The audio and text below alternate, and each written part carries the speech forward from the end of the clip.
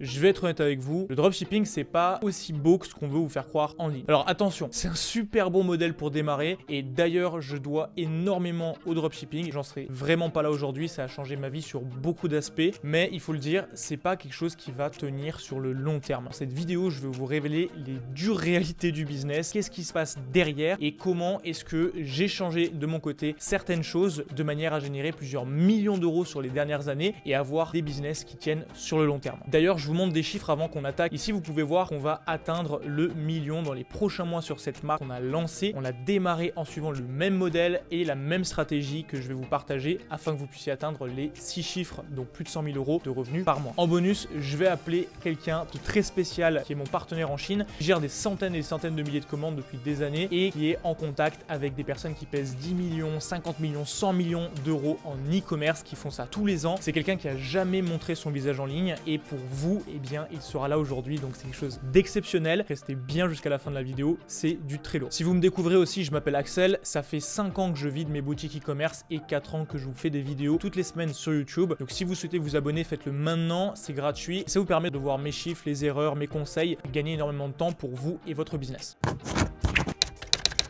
Donc il y a 3 choses que je veux vous partager qui tuent littéralement 99% des business en dropshipping. Et on va commencer par le plus gros problème qui est l'expérience client moisie. Alors l'expérience client, qu'est-ce que ça veut dire? Ça va toucher au service après-vente, on va parler des délais de livraison et aussi de comment est-ce que vous traitez votre client de manière générale. Et de manière à être bien concret, je vous montre ici le Trustpilot d'un site de dropshipping qui est en France et qui se fait exploser parce que le service client est pas bon, les délais de livraison sont pas bons et du coup ça donne un gros sentiment d'arnaque. Vous pouvez voir ici aucun signe de vie quand il y a un retour, expérience à ne pas renouveler, dommage, c'était un test pouvant déboucher sur un achat d'une dizaine de produits. On sait jamais qui vraiment vient acheter sur votre boutique et le fait d'avoir une mauvaise expérience client, ça tue littéralement votre business et les futures transactions que vous pourriez avoir avec un client fidèle. Manque total de respect, commande passée le 26 janvier, toujours rien reçu à ce jour, on est en mars et il n'y a que des avis 1 étoile. D'ailleurs, vous pouvez aller voir le site, il est complètement down, hein. Il est plus disponible et si ils avaient appliqué les conseils et les étapes que je vais vous donner dans cette vidéo, il serait encore là en train de faire des ventes, ils auraient des avis 5 étoiles sur leur Trustpilot, du moins beaucoup moins d'avis négatifs et surtout ils feraient beaucoup plus de profit avec des clients qui reviennent acheter. Donc les problèmes que je vous partage ici sont hyper importants et si vous ne les réglez pas, vous allez vous retrouver dans cette situation si vous avez la chance d'avoir une boutique qui commence à fonctionner. Le deuxième gros problème lié au dropshipping, c'est que c'est trop facile de vous copier. Il y a souvent des clients qui vont se plaindre en disant que vous appliquez juste des marges sur le produit venant d'AliExpress. C'est pas totalement faux en soi. Bien sûr, le consommateur, il a pas idée de ce que c'est que gérer un business et il comprend pas forcément pourquoi il y a des marges, mais ça c'est la base du commerce. Maintenant tout se joue sur la valeur que vous allez apporter à votre client. Si ça demande seulement quelques clics, une application pour copier toute votre boutique, lancer la même publicité, lancer les mêmes offres, etc.,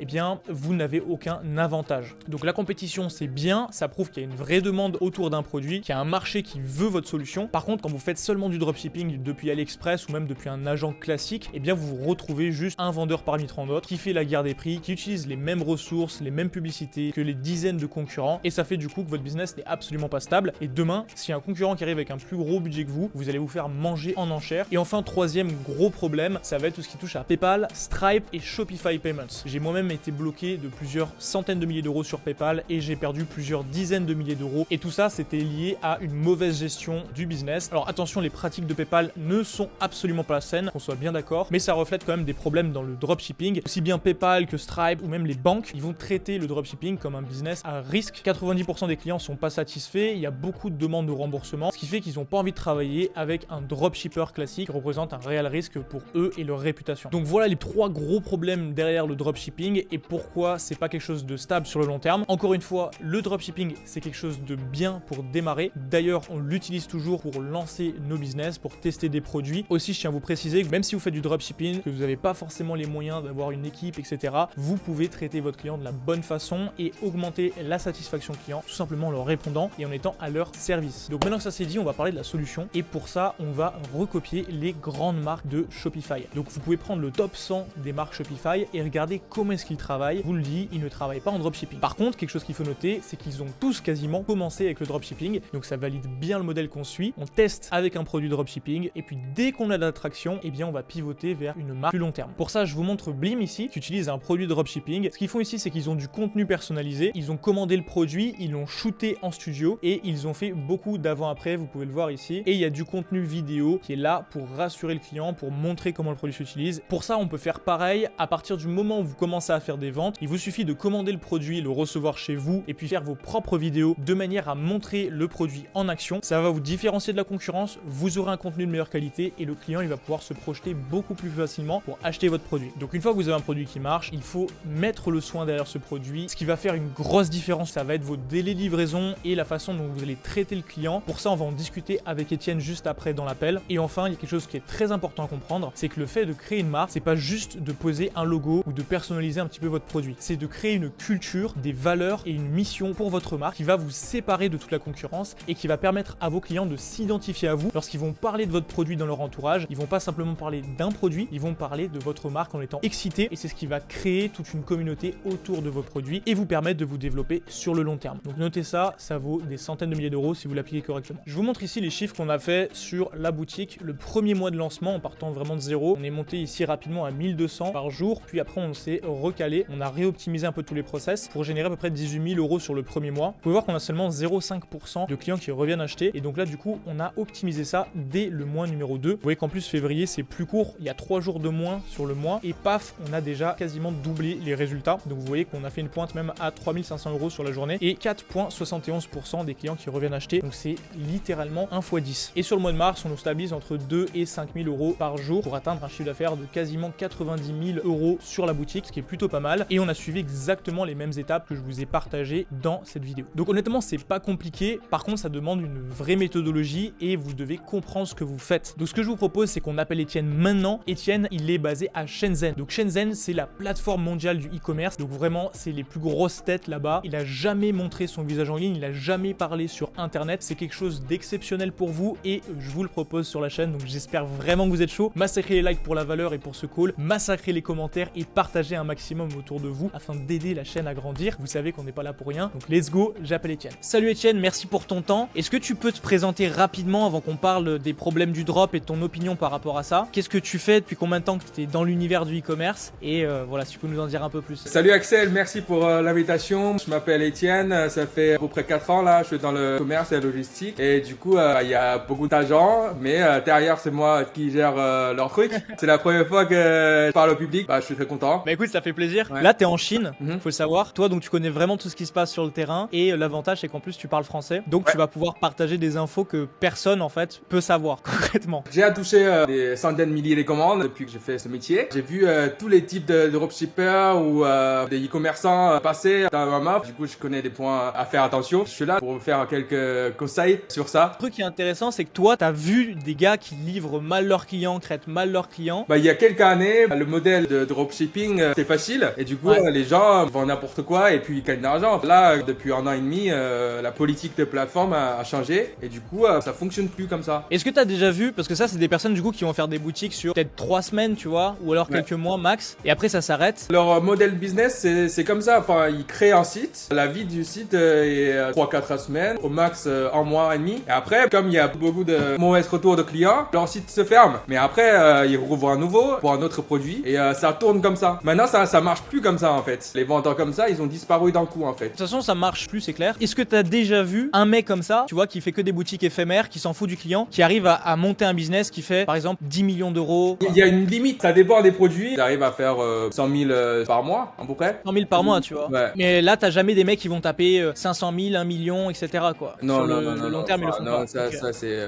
Par contre, je connais un autre type de client. Ils arrivent à faire ça. C'est ceux, en fait, ils veulent faire du long terme. Sur tous les aspects, ils font attention, en fait. Il y a le packaging, il y a la livraison, la qualité de produit, service client. Ça prend du temps, mais sur long terme, ça rembourse, en fait. Ok, ouais. Donc en fait, toi, tu vois les gens qui font vraiment du chiffre, c'est qu'ils vont investir plus d'argent au départ. Du moins, ils vont réinvestir leur profit pour améliorer leur business. Et après, eux, ils vont scaler grâce à ça, en fait. C'est ça? C'est ça, en fait. Ok. Au début, ils sont comme les autres, ils cherchent leur produit winner. Dès qu'ils voient qu'il y a une tendance à vendre, ils commencent à faire attention. Première étape, ils ajoutent leur logo ou packaging pour protéger leurs produits. Ils font attention à la livraison. Comme il y a beaucoup de transporteurs en Chine, il y a des transporteurs qui sont plus forts pour l'Europe, il y en a qui sont plus forts pour US. Et en fait, ce genre de vendeurs font attention à leurs produits, ils prennent une meilleure livraison pour le moins de délai pour leurs clients. Troisièmement, je t'explique en fait une situation en Chine, dès que ça sort un produit winner, il y a une usine qui crée d'abord le produit. Après, il y en a 10 ou 20, ils font des copies en fait. Entre eux, font la compétition, ils essayent de baisser le prix en réduisant la qualité en fait. Moi, je pense que beaucoup de gens ils ne connaissent pas, c'est que en Chine, tu augmentes en euros sur l'achat de produits et le produit devient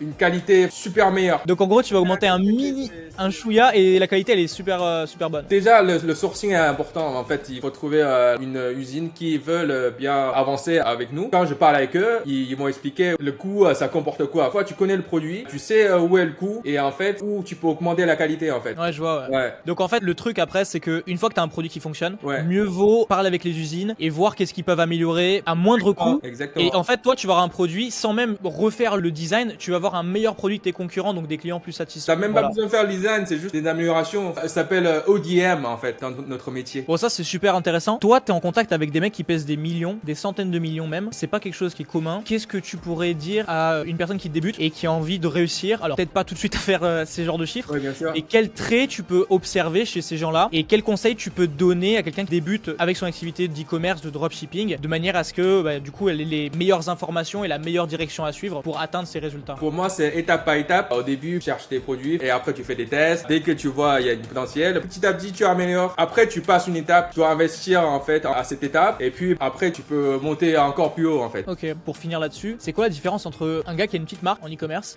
et un gars qui a une marque qui va monter à faire des dizaines de millions ou des centaines de millions d'euros comme tu peux voir? Petite marque en fait, ils investissent pas beaucoup déjà, ils font pas beaucoup de stock. Après, des grosses marques, les meilleurs, ils commandent beaucoup et puis ils livrent dans une entrepôt plus proche de leur pays de vente. Ils font très attention à leurs clients. Donc là, si on résume, en gros, selon toi, les mecs qui brassent vraiment des millions, c'est déjà ils les posent sur la table, ils investissent gros, ils font du stock, ils amènent en Europe, ou du moins le plus proche de leur pays de vente pour livrer plus rapidement, et ils prennent leurs clients en mode hyper important. Donc le client est au centre, ils veulent qu'il y ait un problème, c'est pas grave, ça leur coûte, mais ils veulent que le client soit satisfait. Exactement. Ok, ouais. Ils s'en fichent des petites pertes, mais c'est sur long terme, ils gagnent en fait. C'est ça l'esprit en fait. Ok, super. Merci pour ton temps et pour ta vision. C'est la première fois en plus que tu parles sur internet. Ah ouais, énorme. Il y a beaucoup de stress. C'est cool, en plus en français, donc merci à toi. Et puis si les gens ils veulent travailler avec les services et nos services, ils ont le lien en description. Ça s'adresse aux personnes qui font de l'e-commerce déjà et qui veulent le passer au niveau supérieur, c'est ça? Bien sûr. Si mes clients ils vendent beaucoup, je suis content aussi, donc j'aimerais bien te leur accompagner quoi. Yes, donc voilà, si vous voulez qu'on vous accompagne sur la logistique, livrer plus rapidement vos clients en 5, 6, 7 jours max depuis la Chine, faire du stock, votre marque et être accompagné en plus sur toute la partie stratégique. Donc même si vous êtes petit, vous êtes déjà intermédiaire ou avancé, vous aurez le lien en description. Donc voilà, merci encore une fois pour ton temps et pour tes conseils, c'est énorme. Et puis du coup, je pense qu'on a fait le tour pour cette discussion. Merci Axel, merci beaucoup. Voilà pour l'appel, merci encore une fois à Etienne d'avoir donné son temps. Je vais organiser un concours de malade mental pour les 60 000 abonnés sur la chaîne, donc partagez un maximum. Je vais offrir des centaines et centaines d'euros, des coachings personnalisés et des abonnements à vie sur mes logiciels. Donc vous savez ce qu'il vous reste à faire, massacrez les likes, les commentaires et les partages, abonnez-vous au maximum. Dès qu'on atteint les 60 000 abonnés, je ferai un live sur la chaîne et vous aurez une chance d'être tiré au sort et de gagner. Donc je compte sur vous. D'ici là, on se retrouve sur les réseaux sociaux, Axel Bruderman sur Instagram, vous pouvez me contacter, je vous réponds le plus vite possible. Sur Twitter aussi si vous préférez. Et sinon, vous avez tous les liens en description pour vous former dès 7 € avec une formation complète. Avoir accès à mes logiciels en réduction sous la description. On se retrouve la semaine prochaine sur YouTube pour une nouvelle vidéo. Et d'ici là, portez-vous bien.